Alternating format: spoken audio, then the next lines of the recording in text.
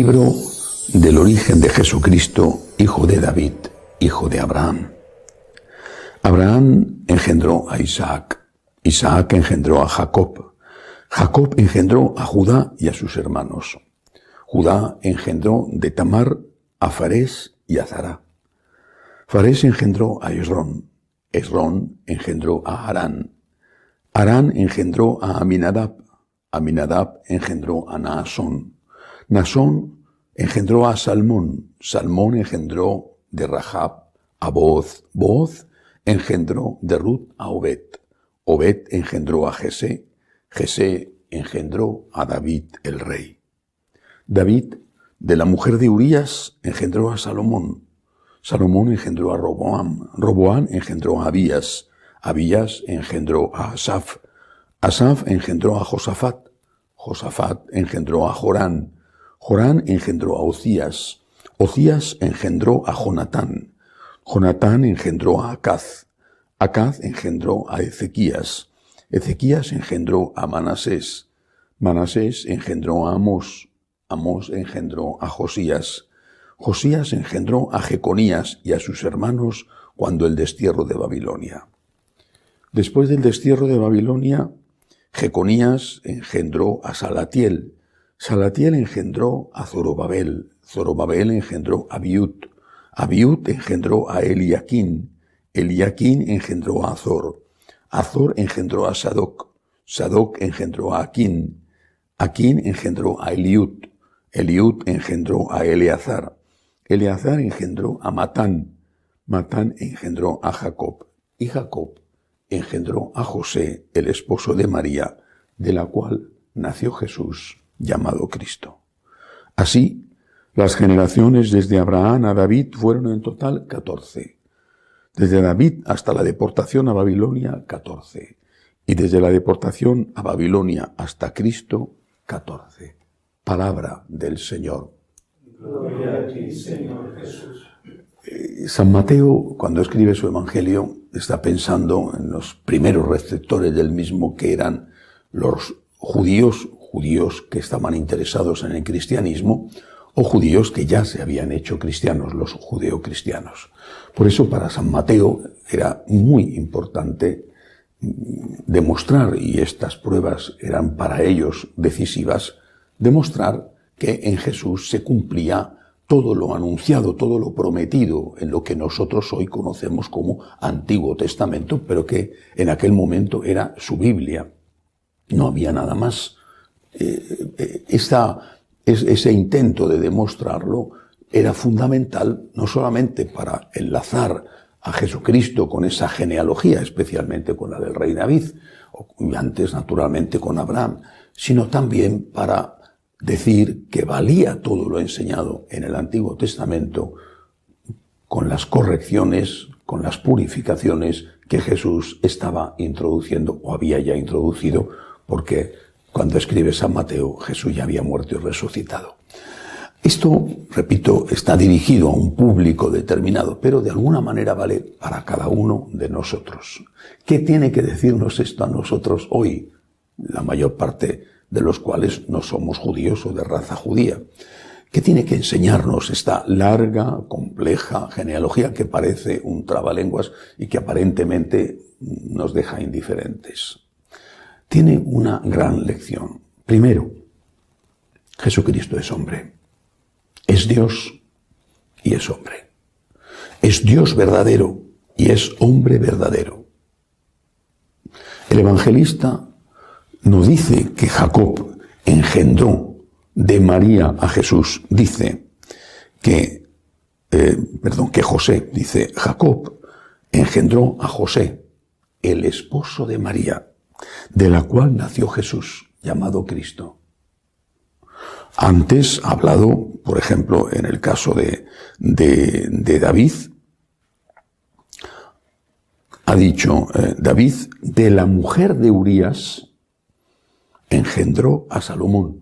Es decir, cuando ha tenido una relación sexual con una señora, que en este caso no era su señora, David, el gran rey, que mandó matar al marido para tener esas relaciones con ella, no lo oculta el evangelista. David, de la mujer de Urías, engendró a Salomón.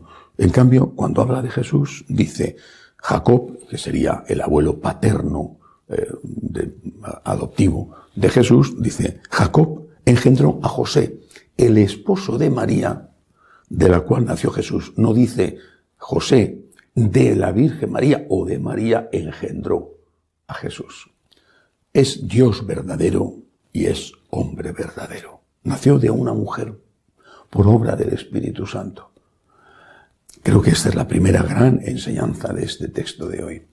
Pero además, a mí por lo menos me resulta interesante y me da mucho consuelo ver que en la genealogía de Jesús ha habido santos que están canonizados por la Iglesia, pero también ha habido pecadores. Es decir, ha habido gente que ha hecho el mal y gente que ha hecho el bien. Vuelvo a poner el ejemplo de David, el gran rey. De hecho, es el único al que dice David, el rey, el gran rey de Israel, David. Pues David era un sinvergüenza, un asesino lujurioso.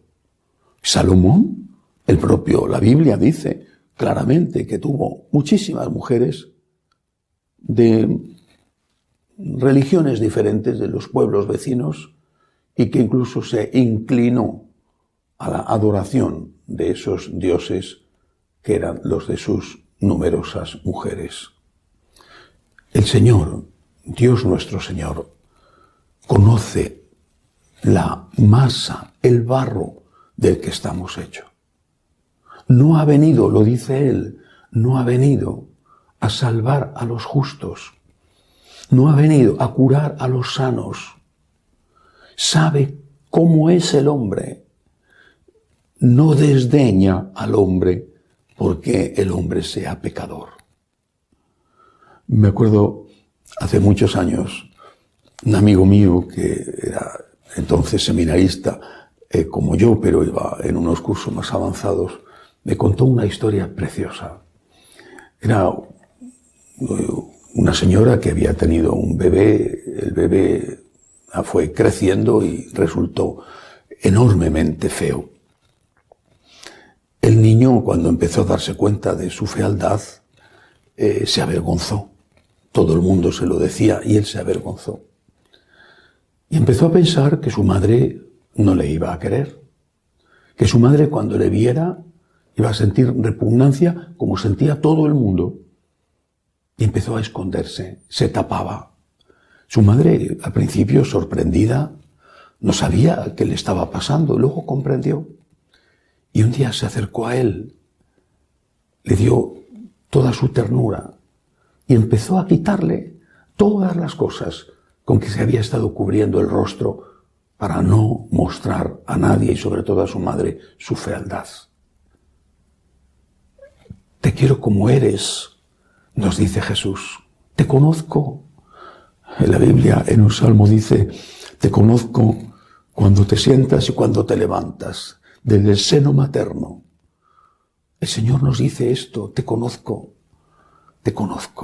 y no me avergüenzo de ti, y no dejo de amarte tal y como tú eres. Alguno dirá, pero es que esto es muy duro, esto es muy grave, Dios no me puede querer. No es cierto, Dios te quiere, te conoce como nadie, te conoce a ti más que tú mismo, conoce de ti lo que nadie conoce, pero incluso conoce de ti lo que ni siquiera tú mismo conoces. Y eso, a él no le impide amarte. Eso no significa que ame el pecado que hay en ti. Significa que te ama a ti, aunque tengas ese pecado. La genealogía que nos cuenta San Mateo al inicio de su Evangelio tiene esta lección. Sobre el barro, Dios edificó el santuario que terminó con la maravilla de la Santísima Virgen, la Inmaculada, y con el nacimiento de Jesús.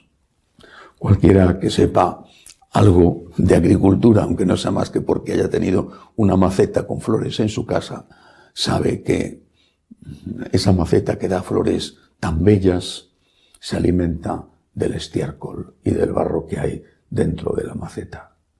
Dios no se avergüenza de ti. No bendice tu pecado. No ha venido para eso. No ha venido para decirte, me alegro de que seas pecador y quiero que sigas pecando.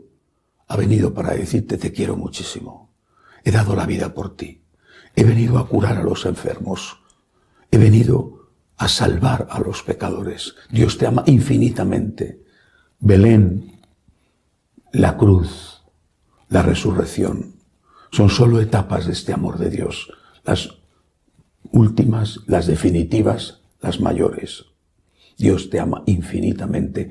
Lo que tienes que hacer es dejar, como la mamá de aquella historia, que se acerque a ti para ir quitándote poco a poco las costras, aquellas cosas que te hacen feo, y que pueda salir de ti la belleza que está contenida dentro, el hombre nuevo.